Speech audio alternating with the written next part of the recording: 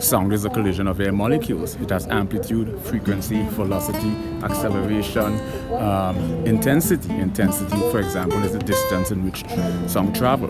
Why sound is a collision of air molecules? How sound disperses. Why do we hear octaves? Why does an A chord consist of 440 hertz? And why when you double it we hear an octave?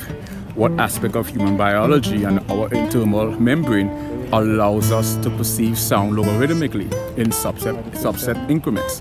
So cross-disciplinary, is an analysis of one discipline within the context of another.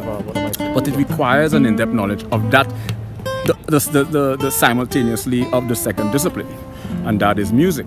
I can write, I can compose, I can transpose, I can transcribe, I can write tabs, notation, I can read and write sheet music, and I have a fundamental understanding of how music works. From the chromatic scales, the diatonic scales, pentatonic scales, major, minor, diminished or augmented, triads, intervals. I have a sense of how chords are constructed, how the intervals are set apart, major, first to the fifth, minor, diminished, augmented.